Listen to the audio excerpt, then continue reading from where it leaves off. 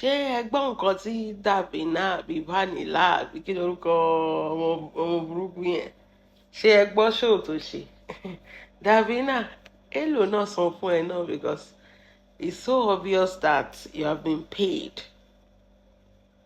You say you're a psychologist or what? You have been paid. You are not a psychologist. You are not a psychologist. Sorry, àwọn kankan wà. For you to even on camera and lie like that, the audacity. Hey, you said it was Iyabo and Aguns that came for Lizzie. Only Iyabo Toyin and Aguns that came for Lizzie. Davina, tó bá tiẹ̀ bẹ̀rù anything, kó tiẹ̀ bẹ̀rù ọjọ́ tó máa sùn. Toyin Abraham tó jẹ́ pé ìgbà tó bímọ. Olórí burúkú Ṣọlá pé ìṣèbò ló jáde tó bẹ̀rẹ̀ sí ń ṣépè pé nǹkan báyìí ó máa ṣọmọ ẹ̀ tí gbogbo ayé ń bá Tóyìn yọ̀. Àbó ti kú ní gbogbo ìgbà yẹn ni because ṣẹ̀mọ̀ mi ò understand bóyá o ti kú.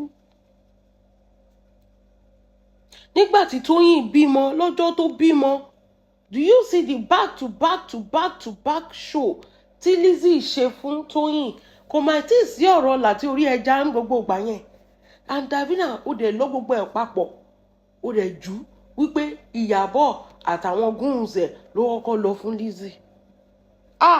Davina ò dẹ̀ bẹ̀rù ọjọ́ tó máa sùn. Ó rí yẹn, ó ti kú. Okay. The next thing, àwọn èèyàn manipulate ẹ̀yin èèyàn mi. Káì. Àwọn èèyàn manipulate. Ẹ̀rù Ọlọ́run bá mi. Ẹ lọ wo fídíò Vanilla yìí. Ṣé Vanilla lórúkọ àbí Dabi, whatever your name is. And I shock. I dey look say any sùúrù hold up. How much do they pay for your integrity? How much were you paid to get your integrity? How much? Not so. Láti ra integrity láti silence láti, you know. And you twisted everything just because Queen Mother refused to pick your calls. Or Davina, are you going to tell me that the reason why you are coming at Queen Mother is because you tried to come close to her and she refused? Mo like Queen Mother for kiniko. Spirit lo man bashe. If you are trying to lobby your way to her, only my back, in shepo hate her spirit just doesn't want you. Bí ẹ ṣe rò pé Queen Mother wà accessible yẹn. Àwọn tí yóò bá ṣe ló pọ̀ jù. When a spirit doesn't want you, just go. If she's not feeling you, just go. Davina ọmọ olórí burúkú yìí, ó message Queen Mother, ó fẹ́ lobby. Ẹ̀yin èèyàn ẹ máa gbọ́. Ó fẹ́ lobby, ó message celebrity, ó fẹ́ kàn recognize ẹ. Ọmọbìnrin yẹn ò dẹ̀ fún ẹ ní daylight. Ọjọ́ yẹn ló dẹ̀ ti switch on her. Ó wá bẹ̀rẹ̀ sí ń pa irọ́ mọ́ irọ́. Ọmọ lọ́mọ. Anywhere you see the attacking Queen Mother, wá ní ṣé ò sọ bẹ́ẹ̀? Ṣé ò sọ? Ṣèbí ó try láti bá sọ̀rọ̀, ṣèbí kò dáhùn ni. Mo ráyé mo sáfáyé èèyàn mi. Mo ṣe kí ni mo rí ayé mo sáfáyé. Ìyẹn lọ. Ó ní Ìyábọ̀ lọ sọ́dọ̀ àwọn Esabod. Wọ́n lọ bá àwọn mọ̀mọ́ wípé wọ́n fẹ́ bring Lizzie down. Ẹ̀yin èèyàn mi, ẹ bẹ̀rù ọjọ́ tẹ́ ẹ máa sùn. Bá a ṣe ń wo show màmá tó ṣàṣà. Ṣé bá máa ń wà ló mọ́mọ́ ṣe bí life ni màmá máa ń ṣe ń gbà yẹn. Ẹ jẹ́ àti ẹ̀dọ̀rọ̀ ilé ẹ̀ka tó ṣá. Ẹ̀ẹ́dẹ̀ bẹ̀rù Ọlọ́run. Ṣé yìí wà ní fracas ni? Ṣebí life ni màmá ń ṣe ló máa ń ṣe ń gbogbo ìgbà yẹn. So ibo ni Ìyábọ̀ ti ń like tó ti ń comment bóyá fídíò tó bá post once in a while ló máa kàn wá rí bí akíní yẹn funny.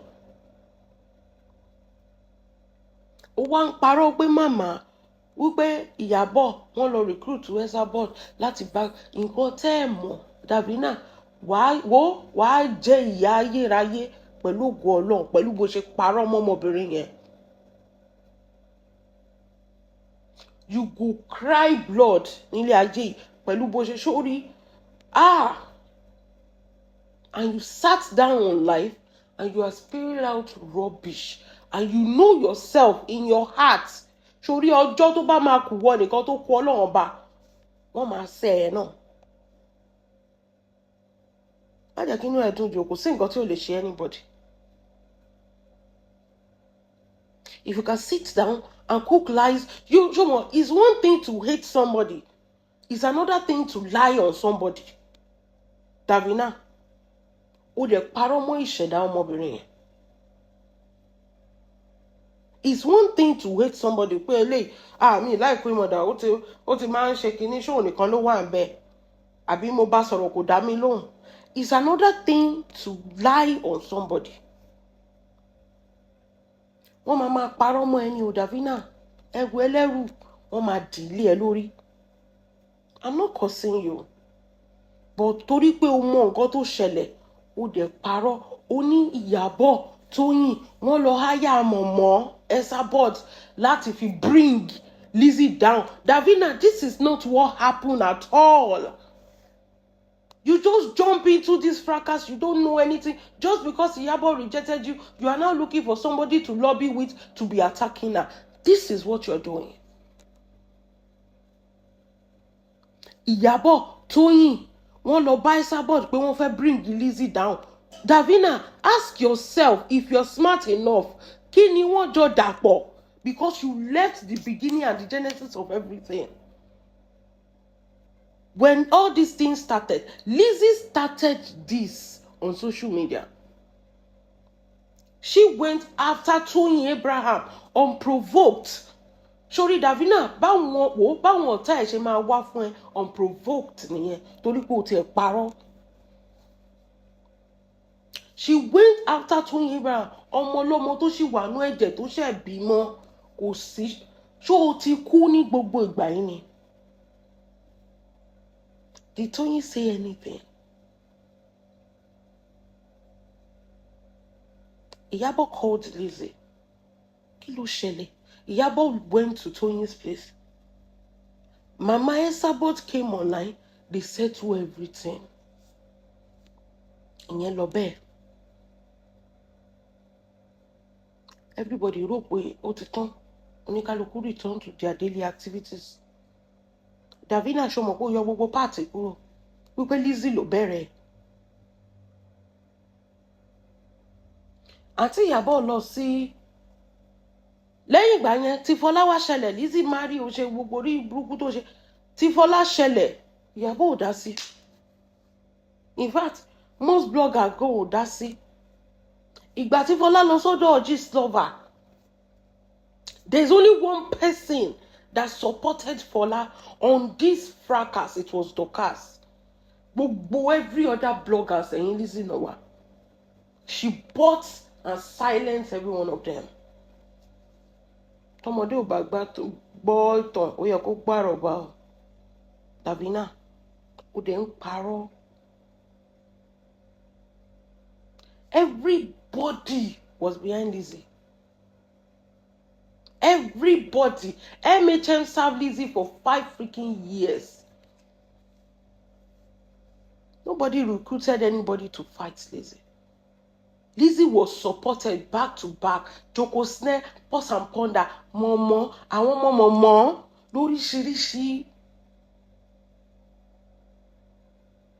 Obala, everybody was behind it.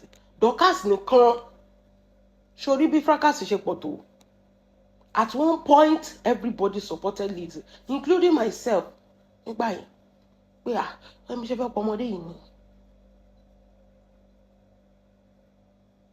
Kò tó o. Tí ó bá ṣe pé wèrè lèèyàn, kò tẹ́ lọ́rùn. Ìkọ̀ọ̀kan báyìí ló ń bá gbogbo wọn jà. Gbogbo wọn ṣe ṣó jà fún. Ó dẹ̀ jókòó síbẹ̀ yẹn ní Ìyábọ̀ lọ kó àwọn goons wípé àwọn ló lọ attack Lizzy. Àǹtí Ìyábọ̀ ò tí ì sínú gbogbo kinní yìí o. It was Dorcas and Adebimpe that brought Fọlá o. Auntie Iyabo is not involved in all these things. Sórí bó ṣe ń parọ́. Ṣé ìwọ náà gbàdúrà kan parọ́ mọ́ àwọn ọmọ ẹ bó ṣe ń parọ́?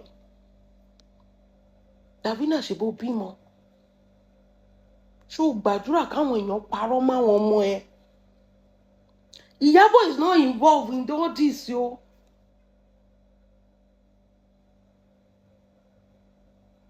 Do you know the next thing that happened?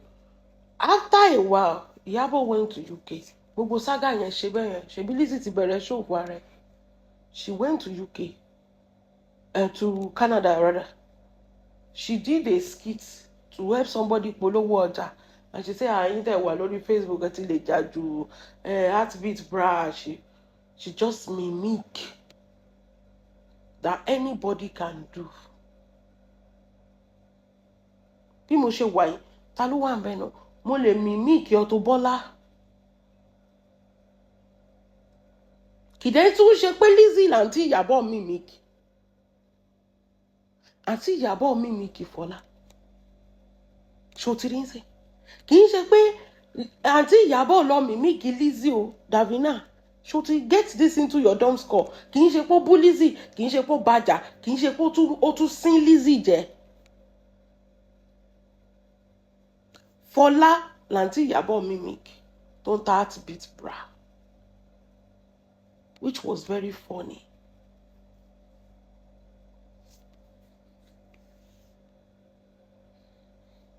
Which was very funny. Everybody laughed. It has nothing to do with Lizzy. If Iyabo is not a person. Don't show Joe now. If Iyabo wants to come for you, she go come for you directly. She go come for you. She know they pass through corner. Rí lórí show yẹn. Kí lorúkọ show yẹn? Rí activism tó ń ṣe. Iyabo no dey stay behind the door. When she's involved, she's involved. When she's coming for you, when she call Ijesha out, when she call Naira Marley out, she call them out. She's not a person, she's a fearless lion. If she want to come for you, Lizzy, Iyabo will come for you. Who are you? Iyabo mimic Fola. Everybody laughed. It was a joke. Lizzy gbé sínú. Ó dẹ̀ ń fi kíní attack Iyabo. And you can sit down there and lie like that. Davina, ó dẹ̀ ń gbàdúrà sí Ọlọ́run ọba. Ìwọ náà dẹ̀ ń fẹnu gbàdúrà sí Ọlọ́run ọba. Ó dẹ̀ tún pàdé àpòpọ̀ láti parọ́ mọ́ orí tí ó ṣẹ̀ torí pé o ti gbowó lọ́wọ́ Lizzy. Ó lè fowó òun ṣe nǹkan rẹ̀. Kì í ṣe pé kíní. Ó ní àwọn Ìyàbọ̀ fẹ́ mú Lizzy wálẹ̀. Torí pé kíni? Kí náà jọ dàpọ̀? Ṣé Lizzy wà lókè tẹ́lẹ̀ ni? Ṣé bẹ́ẹ̀ ni ilẹ̀ ẹlẹ́ni Lizzy? Ṣé ó ń ṣe fíìmù ni? Ṣé ọjọ́ ń ta the same thing ni? Wọ́n ò jọ ṣe nǹkan kan papọ̀. So báwo náà ṣe fẹ́ mú wálẹ̀? And you sat on your platform just because Iyabo did not recognize you and you want her to recognize you. That's why you're lying. Oh, dangerous girl, Davina. This is called pure manipulation. You're very dangerous.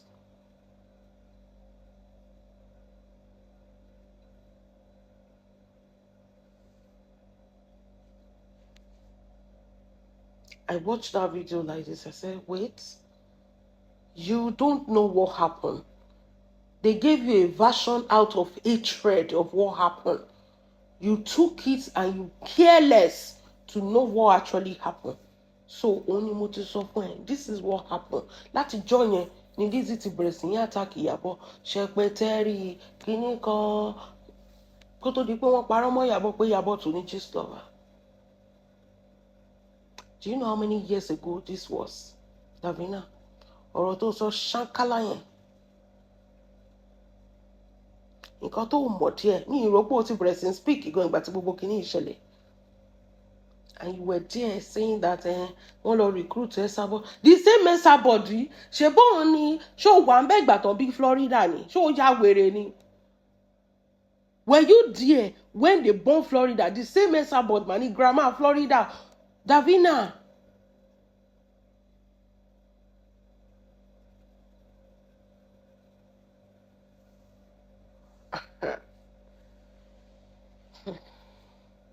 If you want to go to Alatenuje's side,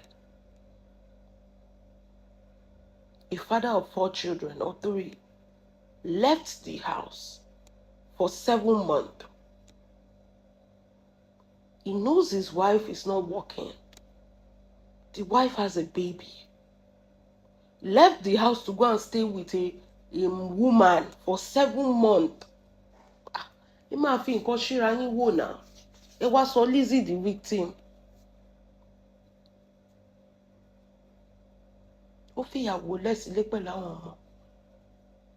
Kò tiẹ̀ bójú wẹ̀yìn o.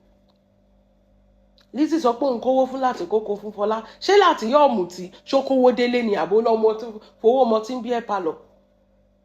Ṣé Lizzy gan ló yẹ kó máa kówó fún Lati? You can see how irresponsible Lati is for him to be collecting money from his sugar mommy to go and be giving to his wife and children. Àti ẹ̀rọ kó kówó délé. That woman cried out. So she's supposed not to cry out and let the children starve. Davina ṣebo bímọ. Fọlá cried out because kò sí nǹkan táwọn ọmọ máa jẹ. Wọ́n ran Fọlá lọ́wọ́. To Lizzy, she wants it to be like ọ̀dọ́n. Ṣebí Lizzy yẹn arrest Fọlá, the same woman tó gbọ́kọ́ ẹ̀. Òun gbé lọ police, òun freeze account ẹ̀, kò sí nǹkan tó ń ṣe fún. Before Iyabo came to the rescue of that woman, ìgbà tí Lizzy ti attack Iyabo already. When Iyabo came to the rescue, wọ́n ní mo máa ń sọ fún yín pé Queen Mother ò ṣe nǹkan kan lẹ́yìn. Awíkóńkó lójú ọlọ́rọ̀ ní kí bàbá ńlá bàbá ẹ̀ gbọ́ kí ló fẹ́ ṣe. She know they pass through corner. Iyabo doesn't have secrets. Gbogbo life ẹ̀ nìyẹn. Tó bá ń para òun para by gbogbo ayé ló máa mọ̀. Tínú ẹ̀ bá ń dùn inú ẹ̀ ń dùn nìyẹn gbogbo ayé ló máa mọ̀. She doesn't hide behind closed door. Kó wá máa ṣe yín kó máa gbà yín. Iyabo don't know how to do that. Kò tiẹ̀ bẹ́lẹ̀ dẹ́ ẹ̀ mú. The same Lizzy that left a married woman with children to starve and took their father away is a victim now. Tó dẹ̀ arrest obìnrin yẹn, tó dẹ̀ mọ̀ pé àwọn ọmọ kéékèèké wà nílé tó máa gbé obìnrin. Do you know how many times Fola was arrested just because she came outside to seek for help? And the children will be crying. Abandoned little children. And Lizzy is the victim. And you can convince yourself, Davina, tó dẹ̀ bímọ obìnrin. Pé Lizzy, wo, sórí ilé ayé. What goes around comes around. Sórí gbogbo nǹkan tó ṣẹlẹ̀ sí Fọlá, ó máa ṣẹlẹ̀ sáwọn ọmọ ẹ o, Davina. Bẹ́ẹ̀ ni, they will be alone with children. Wọn ò dẹ̀ ní rí ọkọ gbà lọ́wọ́ wọn. Ṣebí you can lie. You wọ́n gbowó òfin parọ́. Do you know what it means? Fola that has a baby. The woman pick herself up with the help of people like Iyabo. And the woman is fine now. Kí ló dé tí Lizzy ò sinmi? Lizzy is picking those children and cursing on them. Lizzy is picking Priscilla and Rakim and cursing on Davina tó bá jẹ́ ọmọ tí ẹ lọ gbé jáde tó ń ṣépè fún. How would you feel? Irú ìjà wo ló lè máa báyàn jà? And you are justifying somebody that is cursing on innocent children. Davina, question your own self. Question your existence. Question your life. Sórí èpè tí Lizzy ń ṣe yẹn, wàá pinnu ẹ o. Àwọn ọmọ ẹ máa pinnu ẹ. Bẹ́ẹ̀ni. It goes both ways ni. Gbogbo ẹ̀yin tẹ́ ẹ support Lizzy. Ẹ máa forí ru èpè lọ́lé fáwọn ọmọ yín. Bẹ́ẹ̀ ni. Bó ṣe sọ pé ẹ máa gbókùú ọmọ sí yẹn, ẹ máa gbé sin. Tá bá ń jà bí kakú kọ́nà. So you are happy the way he's cursing on Priscilla and cursing on Priscilla's son. And you're saying Priscilla kò má dá sí o. Did you see the curses this crazy, mentally unstable woman is cursing Priscilla's son? Ṣé Priscilla ló ń bàjá ni? Ìyá ti fi ilẹ̀. Ó tún mú ọmọ, ó tún mú ọmọ. And Davina, you can sit there and talk shit. It shows pé ó wá láti ilé eré. It shows. No, kì í ṣe bí gidi ló ti wá. You are another product of a failed mother. Because you can justify that because it's not done to you. You should be ashamed of yourself. Davina, if it was your children they were cursing, I will stay here today and say, it's the same thing everywhere. But you choose to stay silent just because you have issues with a woman. Obìnrin tí ò ṣẹ̀, ìwọ ló fẹ́ lọ bá ṣe, ó lóun ò bẹ́ ṣe. Respect her and move on. But no, you are using that opportunity to be attacking her. Anybody that attack her, when she has issue with the Raquel, you use that opportunity to attack her. Ìyàbọ̀ náà máa kó ẹyọ àbájọ tó fi wà successful torí ó ti lò gbá gbogbo wọn àti tọmọ wọn ó ti lò mọ́gbà. Bẹ́ẹ̀ni, you hate on somebody that's done nothing to you, Davina, just because you are looking for cheap publicity and she's not ready to give it to you. That's why you are hating on her. She don't want to go bash any. I'm even glad people bash. Because you are a two-faced serpent. Nǹkan tó bá ti ń rí gbà. Orí bó ṣe rọ́ sí orí kíní ẹ̀. Tó bó ṣe rọ́ yẹn, ọ̀gùnkùn wà engaging, wà á tún rọ́ kúrò ńbẹ̀. So Priscilla should not talk. Téèyàn bá ń ṣépè fún àwọn ọmọ tó bí, kó kó fọ́tò wọn síta, kó kó RIP lé wọn lórí. You will keep quiet. Will you, Davina? Let that sink in your dumb skull. Sleep on that. If I pack your pikin today, Davina, kí kó gbogbo wọn, kí kó RIP, kí má ṣe èpè láàárọ̀ lọ́sàn-án lálẹ́. Kì í ṣe pé ò sí o. Èèyàn kàn fi ọmọlúwàbí gbé ni o, Davina. Would you keep quiet? That is a question that you are going to ask yourself as a mother. Kí máa rọ̀jò ikú lé wọn lórí pé o máa gbé wọn sìn. Would you keep quiet? So why will it be done to somebody and you say, ìyá ẹ̀ ló ṣẹ̀, kóun náà máa ràn?